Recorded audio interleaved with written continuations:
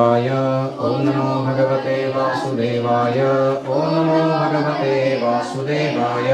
ज्ञेयं यत्तत् प्रवक्ष्यामि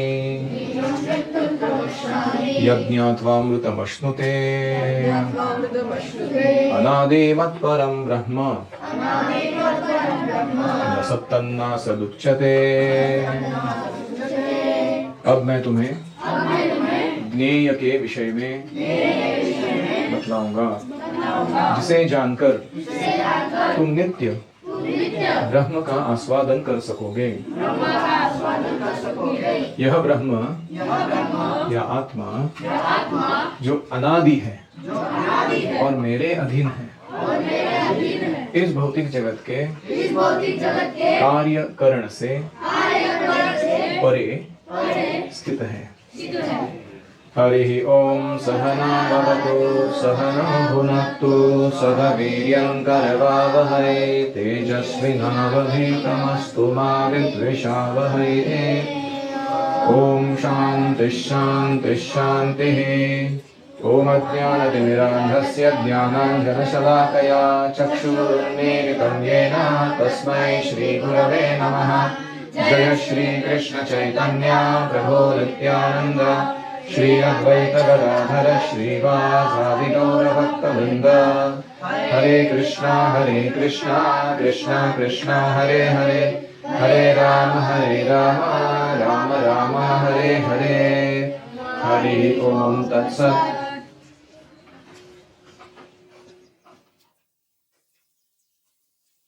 हरे कृष्णा।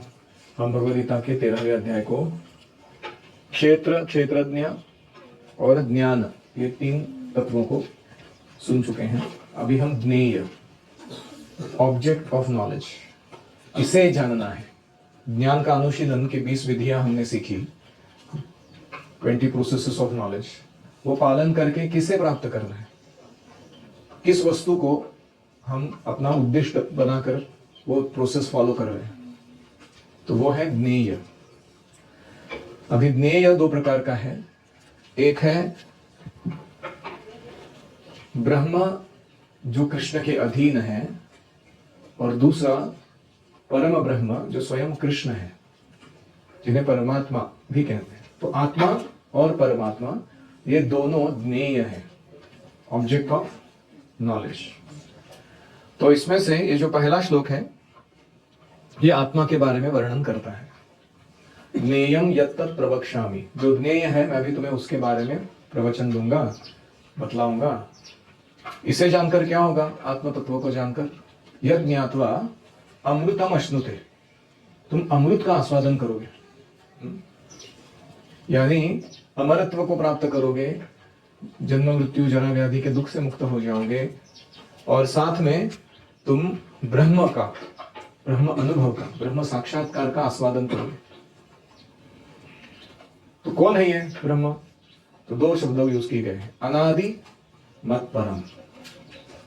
अनादि का अर्थ है कि आत्मा का कभी जन्म नहीं होता, उसका कभी स्टार्ट पॉइंट नहीं है। अनादि, वो सदैव विद्यमान है। और मत पर का अर्थ है कि वह भगवान पर आश्रित है। आत्मा मत पर है, यानी भगवान पर आश्रित है। तो कोई कहेगा इसका प्रूफ क्या है जो मत पर आप बोल रहे हो? 261 देखिए, 2 अध्याय का 61वां श्लोक। उसमें भगवान क्या कह रहे हैं? तानि सर्वाणि संयम्य युक्त आसीत मत्परः वशे यस्य इंद्रियाणि तस्य प्रज्ञा प्रतिष्ठिता। तो तुम्हें भौतिक शरीर धारण करने के बाद अपनी इंद्रियों को वश में रखना है, और उनको क्या करना है? मत्परः, मेरी प्रति डेडिकेटेड रखना है, मुझ में एंगेज करना है। तो ये हुआ एक बार मत पर का वर्णन। ऐसा ही दूसरे जगह आता है, 12वें अध्याय का 6वां और 7वां श्लोक। क्या था वो?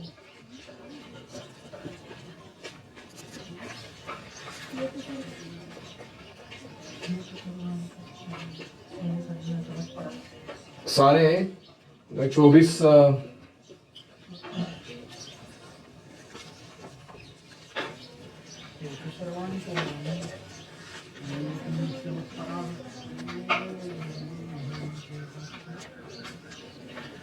तो तो उधर भी मत पराहा शब्द आया था, ये तो सर्वाणी कर्माणि मयि संन्यस्य मत पराहा। तो सारे कर्मों का मुझ में संन्यास करते हुए, मतलब सारे कार्य को मुझे डेडिकेट करते हुए, समर्पित करते हुए, अनन्येनैव योगेन, और दूसरे किसी योग साधना का आश्रय ना लेते हुए, केवल भक्ति योग का आश्रय रखते हुए, मां ध्यायन्त उपासते, ऐसे मेरे भक्त मेरी उपासना करते हैं, मुझ पर ध्यान करते करते। ऐसे लोगों के लिए तेषामहं समुद्धरता मृत्यु संसार सागर, उनको मैं तुरंत ही मृत्यु संसार सागर से बाहर निकाल देता हूँ। तो ये मत पर शब्द बहुत बार आया हुआ है पहले भी। तो कृष्ण के प्रति आश्रित रहना, समर्पित रहना या कृष्ण पर निर्भर रहना, इसको कहते हैं मत पर। ये शब्द बड़ा प्रॉब्लमैटिक है मायावादियों के लिए, क्योंकि वो तो मान रहे कि वही स्वयं ब्रह्म है परम ब्रह्म है। मतलब उनके लिए डेडिकेशन, कमिटमेंट, सरेंडर ये सब कुछ मायने नहीं रखता। लेकिन भगवान क्या कह रहे हैं? मत परम ब्रह्म, you are subordinate Brahma that is dependent on me, the supreme ब्रह्म। तो जीवात्मा ब्रह्म है, मतलब वो आध्यात्मिक स्वरूप वाला है। परमात्मा ब्रह्म है क्योंकि उनका भी आध्यात्मिक स्वरूप है, लेकिन उसमें से जीव जो है वो भगवान पर आश्रित ब्रह्म है, वो इंडिपेंडेंट ब्रह्म नहीं है, या वो भगवान में मर्ज होने वाला ब्रह्म नहीं है। इसलिए मत परम शब्द बहुत महत्वपूर्ण है। न सत्यम ना सदुच्यते, ये आत्मा जो है भौतिक जगत के जितने भी कार्य हो रहे हैं और इस भौतिक जगत में कार्य करने के लिए जितने भी करण, इंस्ट्रूमेंट बने हैं, उनके परे हैं। तो भौतिक कार्यों के परे हैं वो तो समझ सकते हैं हम लोग कि हम पश्चन, जिघ्रन, अश्नन, गच्छन, शोपन, श्वसन, वो सारे कार्यों से जीव का कोई लेना देना नहीं है। जैसे गाड़ी आप चला रहे हो तो गाड़ी पेट्रोल खा रही है, धुआं छोड़ रही है, ठीक है नहीं? आप कुछ कर रहे हो, आप खा रहे हो, आप धुआं छोड़ रहे हो, ऐसा हो रहा है नहीं वो शरीर ऐसे ही, आत्मा शरीर में बैठा हुआ है, लेकिन शरीर अपने कार्य कर रहा है, चीजों को देखना, सूंघना, स्पर्श करना इत्यादि इत्यादि, लेकिन वो आत्मा का उससे कुछ लेना देना नहीं। तो भौतिक कार्यों से आत्मा का कुछ लेना देना नहीं, वो तो समझ में आता है। जैसे गाड़ी के जो संचलन है, आईसी इंजन चल रहा है, वाइपर चल रहा है, उसका ड्राइवर से कुछ लेना देना नहीं है, ड्राइवर का अपना जीवन है कि नहीं? तो करण क्या होता है? करण मतलब जिनसे हम कार्य संपन्न करते हैं, वो चीजें, इंस्ट्रूमेंट्स, जैसे हम उपकरण कहते हैं। जैसे नेत्र क्या है? करण है, इंस्ट्रूमेंट है। उपनेत्र क्या है? चश्मा, वो उपकरण है, वो करण को मदद करने वाला, हाँ, उपकरण होता है। तो हाँ, ये जो है करण और उपकरण, ये इस दुनिया में भरे पड़े हुए हैं। किस लिए? क्योंकि जीव भौतिक कार्य से सुख या कंट्रोलरशिप अनुभव करना चाहता है। आजकल देखो कितने बड़े बड़े विशाल यंत्र निर्माण किए मानवों ने, इतने बड़े ट्रैक्टर रहते हैं, ये मंदिर का हॉल जितना है ना उतना ट्रैक्टर रहता है, और वो एक साथ वो सारे मतलब बीज बोने के या उपज निकालने के सारे काम कर देते हैं। इतने विशाल उपकरण मानवों ने निर्माण किए, बड़े बड़े सैटेलाइट्स या जो भी। तो ये जो करण और उपकरण जो है, आत्मा है वो इनसे भी परे है। अनफॉर्चुनेटली वो इसमें फंसा हुआ है। कुछ कुछ लोग तो कौन सा मोबाइल खरीदना है उसके ऊपर ही 4.5-5 घंटा लगा देते हैं वीडियोस देखने में या रिसर्च करने में। अरे कोई भी ले लो, क्या फर्क पड़ता है? थोड़ा बहुत 19-20 हो जाएगा, क्या फर्क पड़ेगा? 5-6 मेन फंक्शन है तुम्हारे, उसके साथ तुम करने वाले हो नहीं, क्योंकि हम ये नहीं जानते कि हम करण या उपकरण से परे हैं, हम उसमें उलझ जाते हैं। तो कार्य और करण से आत्मा परे है। अगर वो अपनी परे की स्थिति नहीं बनाए रखेगा तो उलझ जाएगा, भौतिक कार्यों में फंस जाएगा, भौतिक उपकरण या इंद्रियों के नमूने सर्कस उसको भाने लगेंगे। इंद्रिय कुछ भी डिमांड कर रहे हैं म्यूजिकली, और इसको लग रहा है वही करना चाहिए मेरे को जीवन में। तो ये है ज्ञेय आत्मा, जो अनादि है, मत पर है, कार्य करण के परे स्थित है, और जो भगवान के अधीन है। ये पहला ज्ञेय है, समझ में है? तो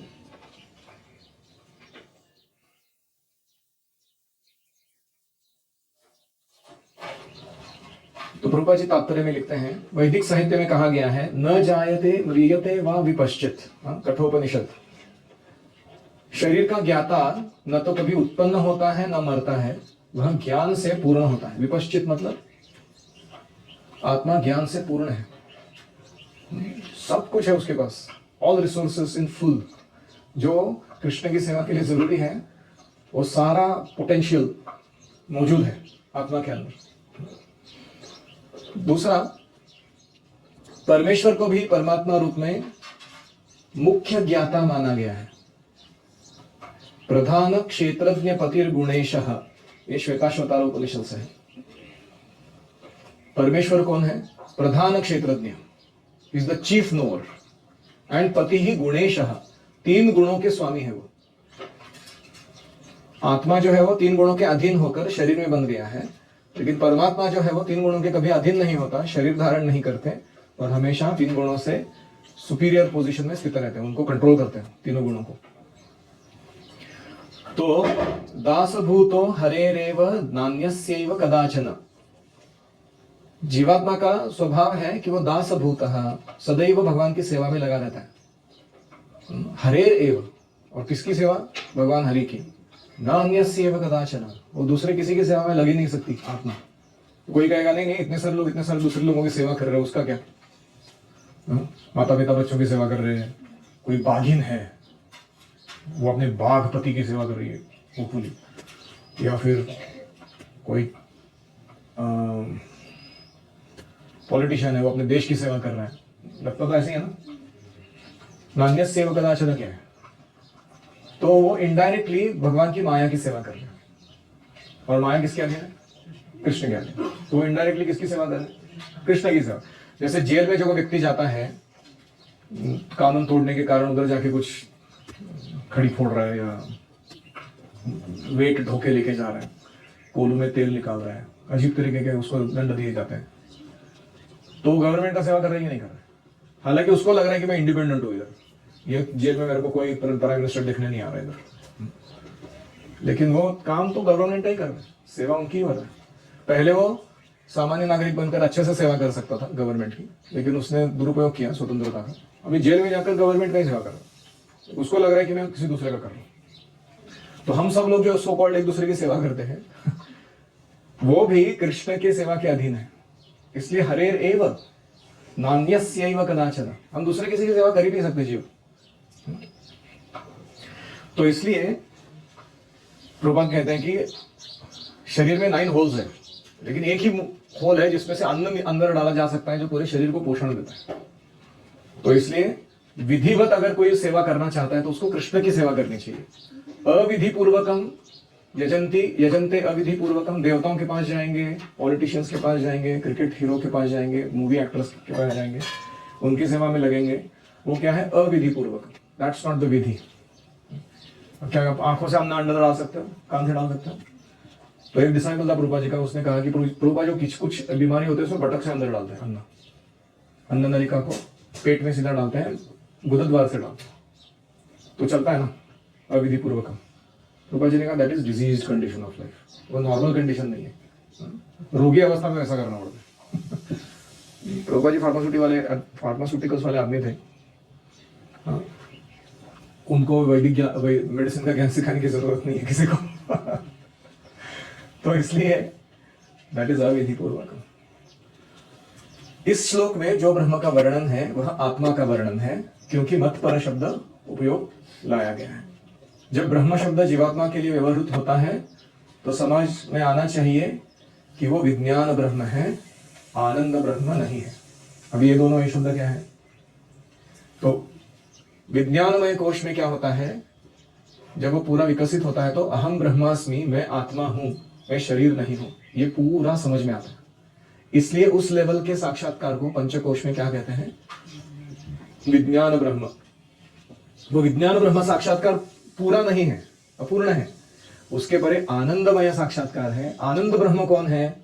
आनंद कहां आता है? जब रिलेशनशिप में लेन देन होता है, संबंधों में आदान प्रदान होता है, वहां से आनंद आता है कि नहीं? कुछ लोग क्लास में बैठ के पेन फाइट कर रहे हैं, क्यों कर रहे हैं? संबंधों में आनंद है, अकेले बैठने से मजा नहीं आता है। तो ये जो रिलेशनशिप है वो कृष्ण के साथ जब जुड़ जाता है तो कृष्ण को भी और हमें भी परिपूर्ण आनंद की अनुभूति होती है। उसे आनंद ब्रह्म कहते हैं। तो आनंद ब्रह्म के स्तर पर जाना है तो भगवान लगेंगे, संबंध लगेगा। विज्ञान ब्रह्म के स्तर पर रहना है तो तुम अकेले रहो ब्रह्म ज्योति में, हम ब्रह्मास्मि लेवल पे कि मैं शरीर नहीं हूं, मैं आत्मा हूं, बस उतना ही मालूम है मुझे को। लेकिन सच्चित शांति हमारा स्वभाव नहीं है, सच्चित आनंद हमारा स्वभाव है। हम शांति ढूंढने के लिए नहीं आए, आनंद ढूंढने के लिए। आप देखो कितने लोग हैं इतनी अशांति उठाते हैं जीवन में ताकि वो आनंद प्राप्त कर सके। इलॉन मस्क को देखोगे, कितनी सारी कंपनियां चलाते हैं और इतने सारे बोर्ड मीटिंग्स या मीटिंग इधर से उधर, वो मीटिंग में खाना खाते हो, ईट्स इन द मीटिंग, दिन में कुछ घंटे ही सोते हैं। व्यक्ति अशांत रहना पसंद कर रहा है, लेकिन उसको क्या चाहिए? आनंद चाहिए। तो इसलिए शांति महत्वपूर्ण नहीं है, आनंद महत्वपूर्ण। तो कभी कभी पति पत्नी में झगड़ा हो जाता है तो वो बोलते हैं कि अभी तेरी भी चूप मेरी भी चूप, बहुत हो गया, तू शांत बैठ मैं शांत बैठता हूँ, बहुत परेशान कर रहे हैं मेरे दूसरे को। फिर कुछ लोग कुछ देर तक वो ब्रह्म ज्योति मोड में चले जाते हैं, ओम शांति। पूरे घर में सन्नाटा है, कोई आवाज नहीं आ रहा है, कोई किसी से बात नहीं कर रहा। ऐसे मेरे घर में भी होता था, कभी माता पिता झगड़ा करते थे, ओम शांति। घर में स्कूल से वापस आता तो कोई आवाज ही नहीं आ रहा, और उनको दोनों से कुछ एक दूसरे से कुछ लेन देन करना मेरे थ्रू करवाएंगे। तो पिताजी को जाके वो जैकेट दे दे, ये पैसे आए हैं मम्मी को पहुंचा दे। अरे तुम तो ना डायरेक्टली, नहीं वो मेरे थ्रू कर। ऐसे 2-3 दिन चलता था, सब शांति शांति है। फिर अचानक मैं कभी कभी जोर से चिल्लाता, ये घर में इतना शांति क्यों है? कोई बात क्यों नहीं कर रहा है यहाँ पर? तो मेरी मम्मी बोलती तेरे पिताजी को बोल, ये आदमी ऐसा है, उसके कारण मैं परेशान हूं। पिताजी बोलते थे तेरी मदर को बोल, ये लड़की ऐसी, इसके कारण मैं परेशान हूं। फिर वो दोनों में सुलह हो जाती थी, फिर वापस घर में आनंद आ जाता था। तो पॉइंट क्या है कि शांति किसी को पसंद नहीं है। वो मेरा पॉइंट है, आनंद सबको चाहिए। तो जीवात्मा का स्वरूप है वो।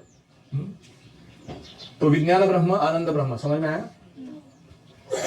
इसलिए भक्ति का जो सिद्धांत है वो ज्यादा परिपूर्ण है। जो वेदांत सूत्र का अध्ययन करके निर्विशेषवादी दर्शन निकाल रहे हैं, शून्यवाद, मायावाद, अलग अलग वर्जन्स निकाल रहे हैं, बुद्धिज्म, जैनिज्म, सब कुछ, वो क्या है? इनपरफेक्ट इंटरप्रिटेशन है। वो पूरा पूर्णत्व तक परिपूर्ण नहीं बनाया अभी तक, क्योंकि वो विज्ञान ब्रह्म के आगे जाने का बात ही नहीं कर रहे। तो इसलिए पहला श्लोक किसका वर्णन कर रहे हैं? ज्ञेय कौन है? आत्मा है। अभी दूसरा ब्रह्म आएगा, कौन है वो? Super soul. उनका वर्णन अगले श्लोक में है। सर्वतः पाणिपादं तत् सर्वतोक्षि शिरोमुखम सर्वतः श्रुतिमल्लोके सर्वमावृत्य तिष्ठति सर्वेन्द्रिय गुणाभासं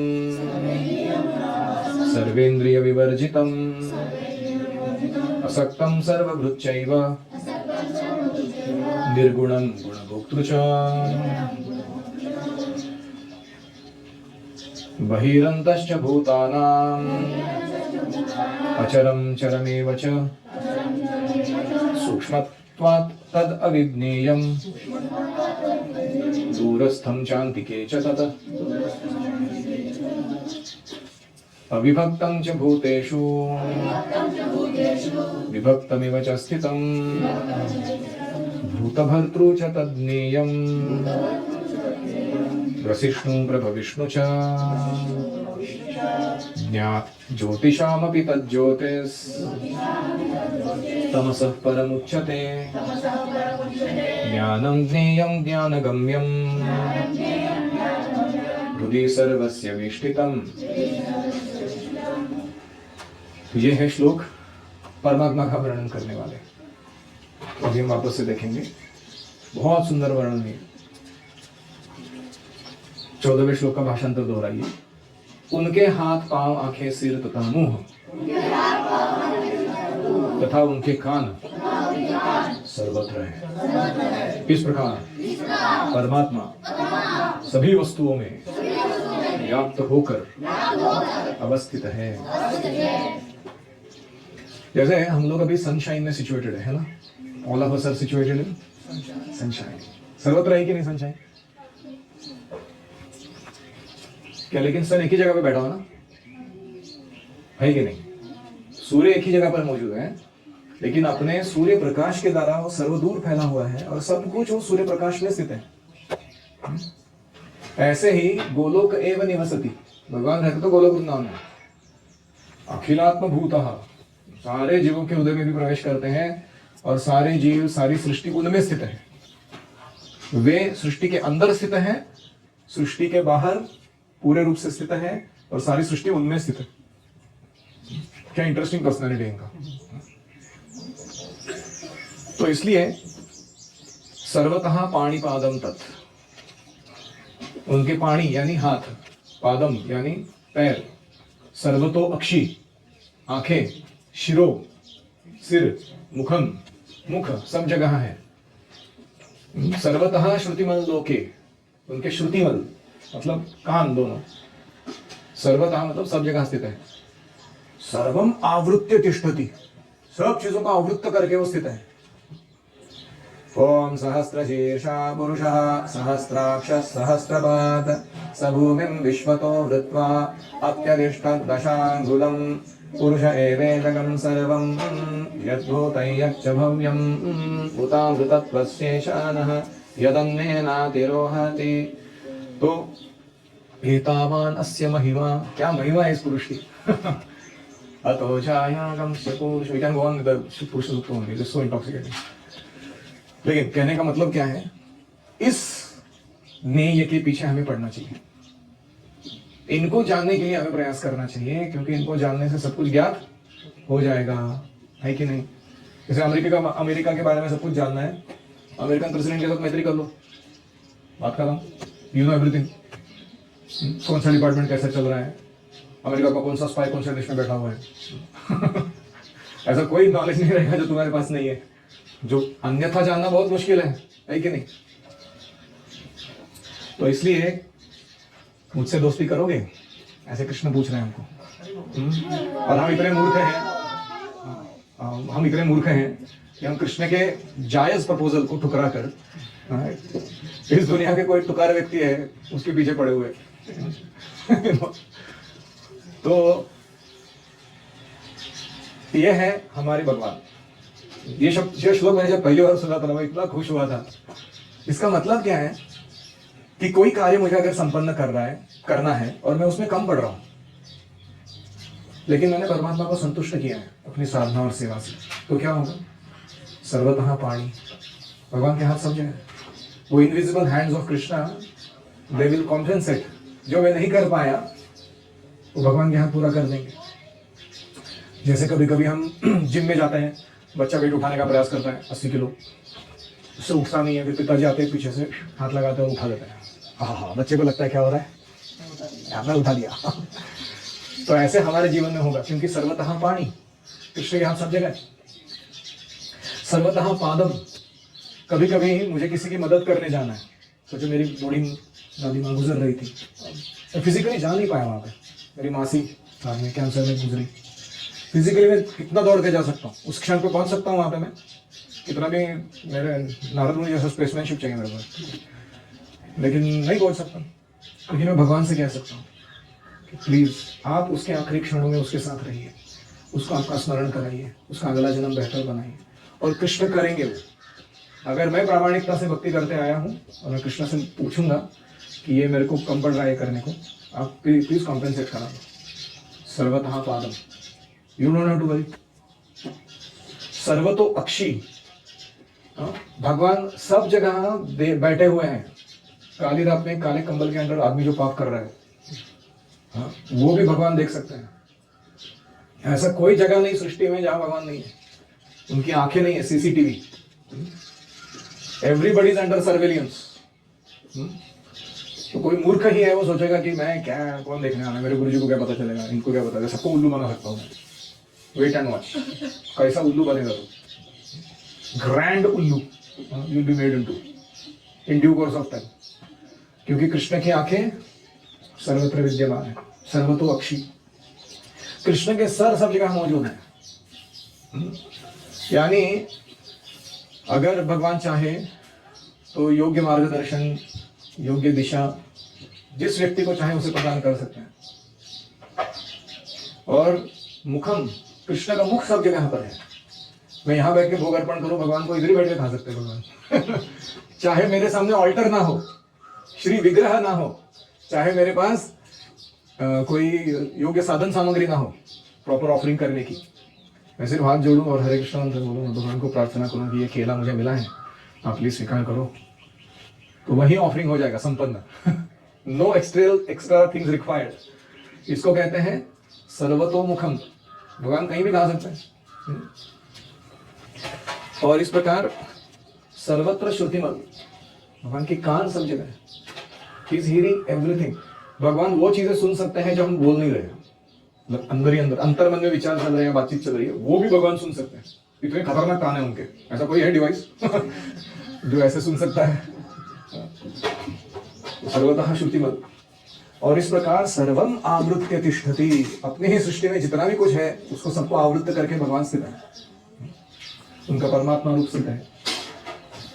और इसलिए it's a very very Krishna conscious verse. हम कृष्ण को बोल ही नहीं सकते अगर इस वर्स का अर्थ हमें समझ में आया तो। प्रभुपाद जी लिखते हैं तात्पर्य में,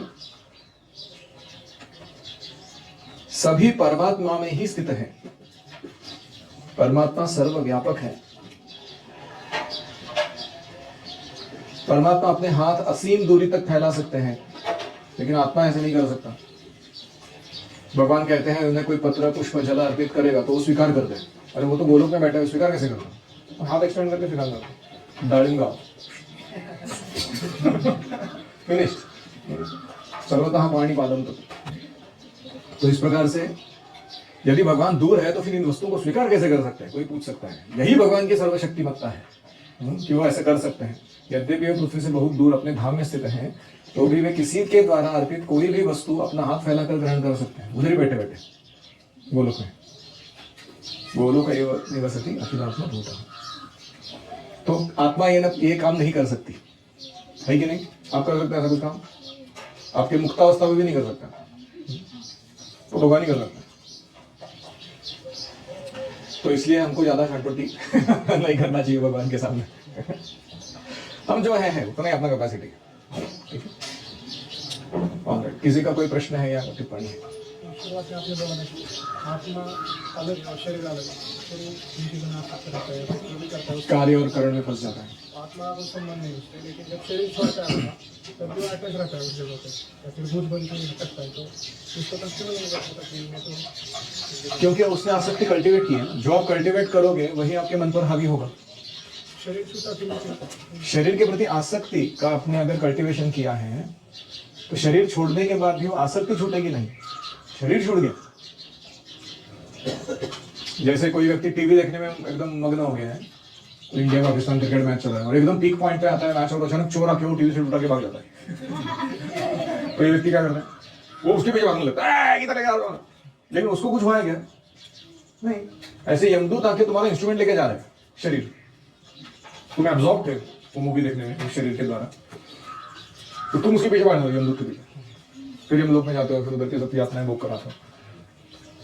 तुमको उठ के जाने की कोई जरूरत ही नहीं। ठीक है, तो आसक्ति हम कल्टीवेट करते हैं तो वही हमारा आइडेंटिटी बन जाता है। We don't have a separate identity from that. इसीलिए हमें यस्य देवे परा भक्ति यथा देवे तथा गुरु, जितना अटैचमेंट हम भौतिकता में लगा के रखे हैं, प्रसंगम अजरम पाशम आत्मनः कवयो विदुः सएव साधुषु कृतो मोक्ष द्वारम अपावृतम, हमें उसको साधु के साथ लगा देना चाहिए, उस आसक्ति को। किसी साधु के प्रति अगर हम आसक्त हो गए, बस मोक्ष द्वारम अपावृतम, मुक्ति के द्वार खुल चुके हैं हमारे। सो इसलिए we should cultivate different type of attachment in life. Attach होना हमारा स्वभाव है, उसको दिशा सही देनी है। आप बोले कि आत्मा में ब्रह्म है, लेकिन वो परब्रह्म से मत पर है, हम कृष्ण पे आश्रित हैं। ये भी ब्रह्म दोनों आध्यात्मिक स्वरूप है, सच्चिदानंद है। एक सच्चिदानंद स्वरूप आत्मा है जो आश्रित है, और एक सच्चिदानंद स्वरूप भगवान है जो आश्रय देने वाले हैं। दो प्रकार के ब्रह्म है, हो नहीं सकते क्या है? जैसे सूर्य प्रकाश में दो एनर्जीज है साथ में, एक है हीट, दूसरा है लाइट, हो ना सकता है ना? उसमें क्या?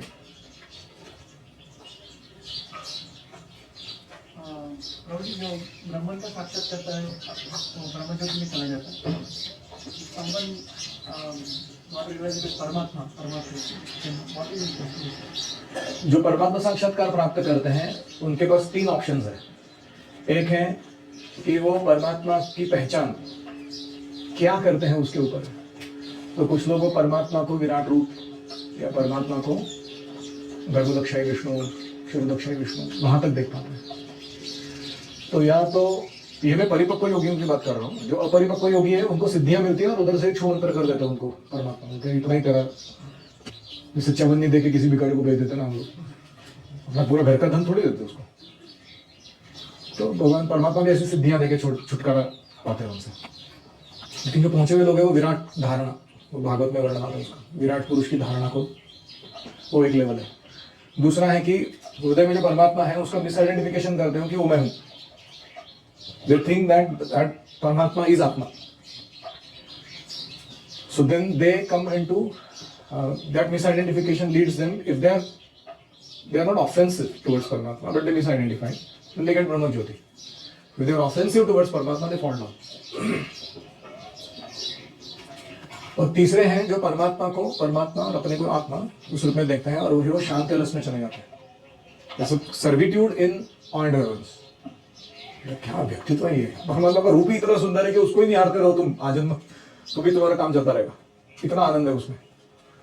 तो ऐसे कुछ शांत रस में जाने वाले योगी होते हैं और कुछ बिरला योगी होते हैं। फिर उन योगियों को भक्तों का संग मिलता है तो उनको समझ में आता है उसकी सेवा करनी है परमात्मा की, ऐसे क्या देखते रहे बैठने का उनको तो फिर वो सेवा करने के लिए प्रवृत्त होते हैं। Like that. आत्मा ब्रह्म है तो क्या इस भौतिक जगत में फंस सकता है? आत्मा ब्रह्म है, वो आगे आएगा वो वर्णन इसी अध्याय में कि आत्मा हालांकि ब्रह्म है लेकिन वो इन्फिनिटेसिमल है, वो चित्कर्ण के जैसा है, स्फुल्लिंग के जैसा है। तो भगवान ब्रह्म है लेकिन वो फायर पूरा विशाल कायाग्नि के जैसा है। तो इसको संपर्क में आने से बुझ जाना संभव है लेकिन उसको बुझाना मुश्किल है, वो अच्युत है। तो दोनों स्पिरिट है लेकिन उनका अलग अलग क्वालिटीज है। कई बार ऐसा बोला जाता है कि क्वालिटी में ऐसे क्वांटिटी में कम हो जाता है। करेक्ट, क्वालिटी में सेम है, क्वांटिटी में कम है। इसीलिए जब हम भगवान का सानिध्य छोड़कर बाहर निकल जाते हैं तो तीन गुण हमको आवृत्त करते हैं। तो स्फुल्लिंग अगर अग्नि के अंदर रहता तो उसको कुछ प्रभाव नहीं आता। जीव और आत्मा एक ही चीज करते हैं, अलग अलग। आत्मा मुक्तावस्था में आत्मा कहलाता है, शरीर धारण करने पर जीव कहलाता है। जिसका जन्म हो चुका है, धोती पर होते हैं, वो जीव है। संस्कृत में बहुत स्पेसिफिक शब्द है हर चीज के लिए। यस,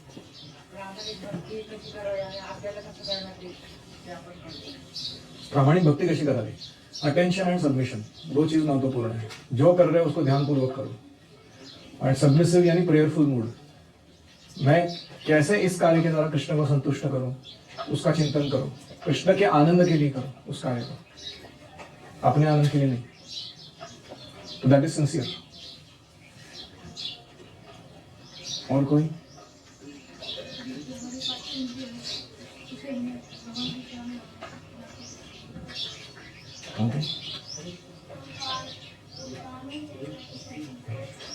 हमको आनंद चाहिए, शांति नहीं चाहिए। शांति मैडम वो दूसरे लोगों के लिए, निर्विशेषवादियों के लिए उनका ये है। हम राधा रानी के पीछे पड़े, आजादी शक्ति वो आनंद देती है। और कोई?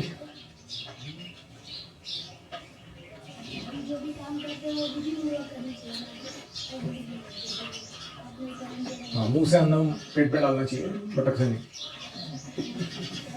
विधि पूर्वक करना चाहिए भक्ति को, अविधि पूर्वक नहीं करना। इसीलिए गुरुकुल में बार बार क्यों टोका जाता है तुमको? विधि फॉलो करने के लिए टोका जाता है कि नहीं? तुम जो करना चाहते हो कर सकते हो, अविधि पूर्वक नहीं कर सकते हो। वो पॉइंट है। You can not figure out your own style of doing it.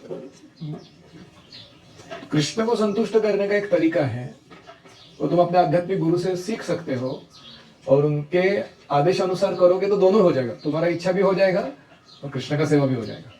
लेकिन तुम अगर छुपे रुस्तम बनने का ट्राई करोगे तो तुमको परेशानी होगी उससे। Who knows better than our spiritual master how to please Krishna? I don't think so anybody knows.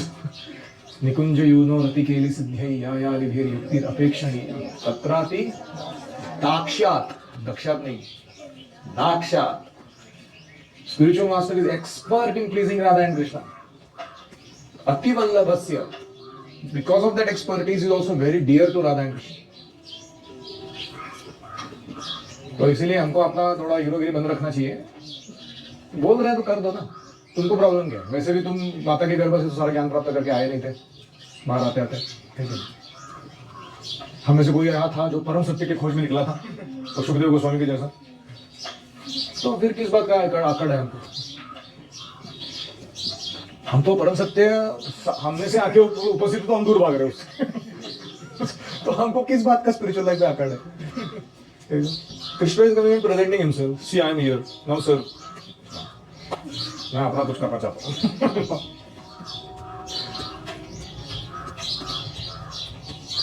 yes. महात्मा करण और उपकरण में फंसा हुआ है, इससे वो जब समझे तो मैं इसका कोई लेना देना नहीं, जब पोस्टल पे यूज हो सकते हैं। करेक्ट। करण उपकरण कार्य ये भौतिक है, उनमें हमें फंसना नहीं है, उनका उपयोग करना है कृष्ण की सेवा में, लेकिन फंसना नहीं। तो ये जब एक्सपर्टली हम करेंगे तो आत्मा साक्षात्कार आएगा हमको।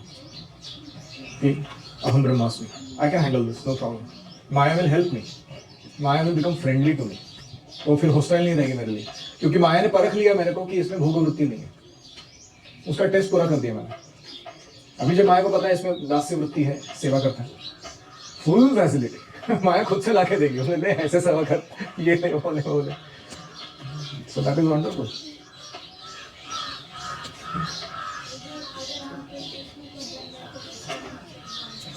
हाँ, हमें कृष्ण को जानने के लिए पीछे पड़ना चाहिए, रिसर्च करना चाहिए। हम कितने फालतू चीजों के लिए कितना भयंकर रिसर्च कर रहे हैं। Better give that attempt to learn about Krishna.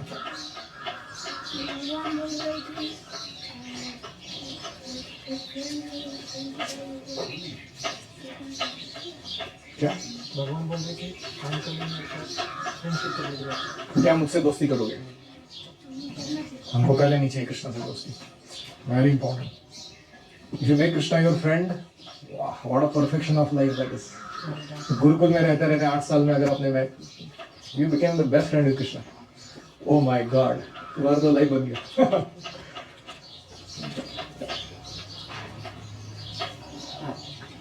ओम हरे कृष्णा कृष्णा कृष्णा हरे हरे, हरे राम राम राम हरे हरे। हरि ओम तत्सत्। श्रील प्रभुपाद की जय, समवेत भक्तवृंद की जय। बोल वंदे